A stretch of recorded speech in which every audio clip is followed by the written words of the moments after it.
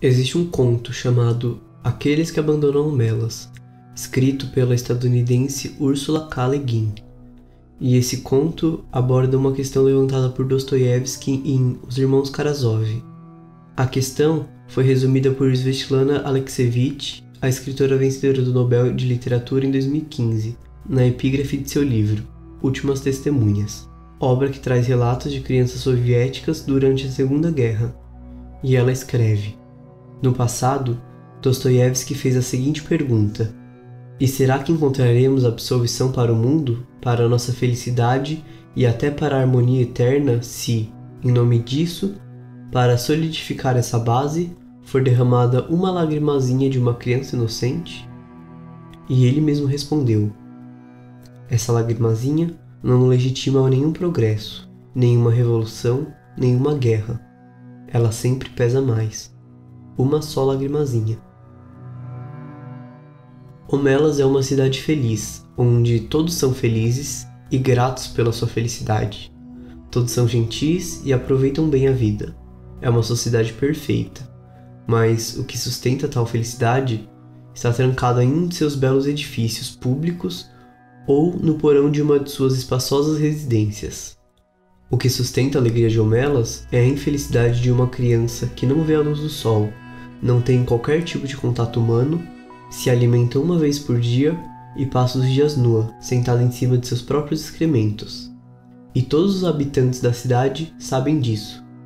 Para as crianças, a existência da criança infeliz é explicada entre 8 e 12 anos, e é normal alguma delas ficarem tristes ou com raiva, mas elas voltam para casa e pensam sobre isso, e algumas delas concluem que seria inútil resgatar a criança feliz por ela já estar muito debilitada e não ter mais condições de se adequar socialmente. Não compensaria acabar com a felicidade e progresso da cidade inteira por conta disso. E com o tempo, elas aceitam a existência da criança infeliz e vivem gratas por poderem viver com alegria. E depois que eu li o conto, inúmeras coisas me passaram pela minha cabeça, e uma delas é a relação de Homelas com Shingeki no Kyojin.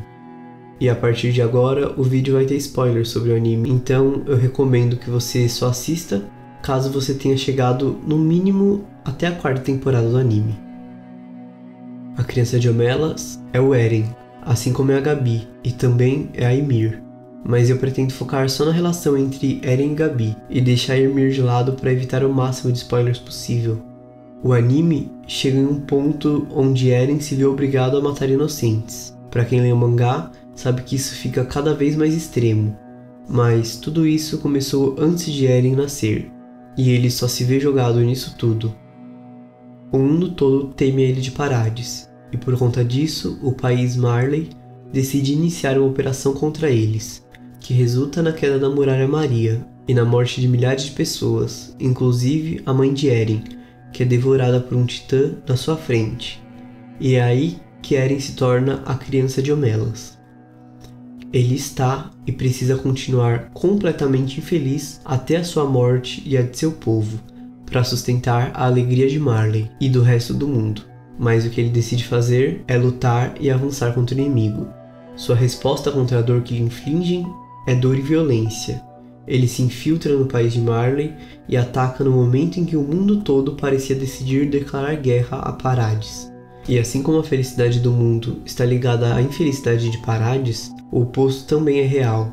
E assim como Eren é o resumo da infelicidade das crianças de Parades, como uma criança de Homelas, a infelicidade das crianças do resto do mundo pode se resumir na Gabi, que é a personagem espelho de Eren. E é no meio dessa guerra que eu gostaria de falar de um conceito chamado de banalidade do mal.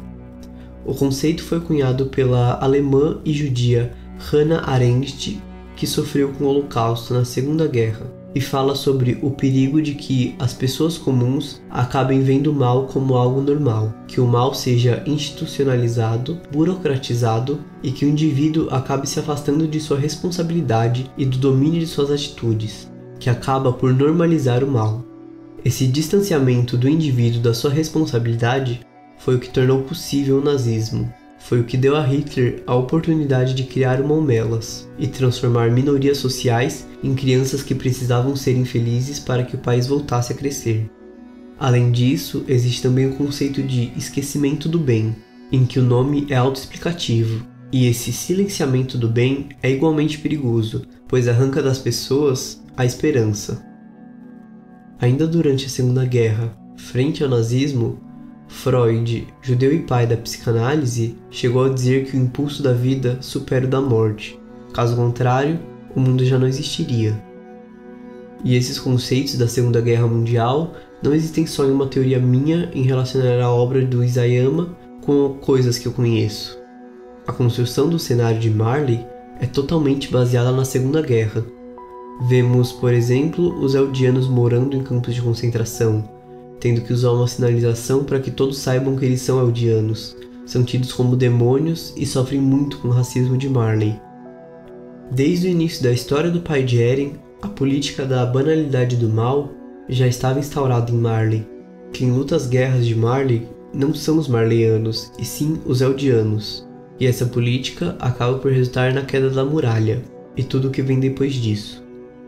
Já o esquecimento do bem fica por conta de Eren, que com o poder de ver o futuro não consegue enxergar esperanças, não consegue ver aquilo que Freud chama de impulso da vida superando a morte, e pela lógica, o mundo então já não precisa existir. A guerra em Shingeki no Kyojin é um ciclo de ódio vicioso que não vai ter um fim simples.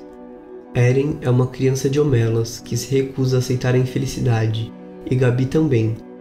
A única diferença entre os dois é que ele acaba por se tornar um dos seres mais fortes do mundo, mas Eren, assim como Gabi, é o resultado de uma criança atingida pela guerra.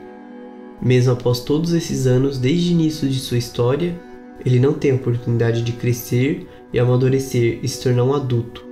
Em todos os momentos da sua história, ele continua sofrendo. Mesmo em sua vingança, ele ainda continua sofrendo.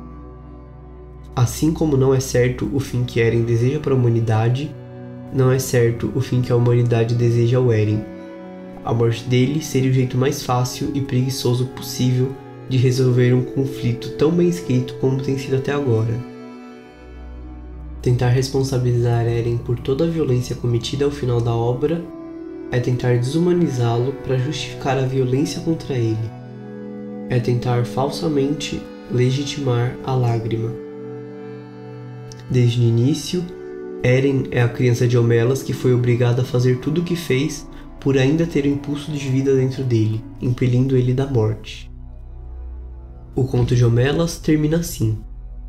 Às vezes, um dos meninos ou meninas adolescentes que vão ver a criança não volta para casa para chorar ou para sentir raiva. Na verdade, sequer volta para casa. Às vezes, também um homem ou uma mulher de muito mais idade fica em silêncio por 1 ou 2 dias e depois abandona sua casa. Essas pessoas saem à rua e andam pela rua sozinhas. Continuam caminhando e abandonam a cidade de Homelas, atravessando seus belos portões. Cada um, rapaz ou moça, homem ou mulher, segue só. A noite cai, o viajante precisa percorrer as ruas habitadas, em meio a casas com luz amarela nas janelas, até a escuridão dos campos. Cada um sozinho, vão para o oeste ou o norte, em direção às montanhas. Continuam, deixam Homelas para trás. Seguem em frente para a escuridão e nunca voltam. O lugar para onde vão é um lugar mais difícil ainda de imaginar para a maioria de nós do que a Cidade da Alegria. Não consigo descrevê-lo em absoluto.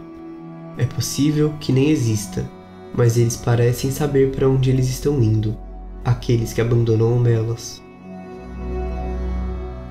E se você curtiu o vídeo, se inscreve no canal e compartilha com os amigos. Eu sou o Vanderlei Crispim e isso é só mais um projeto.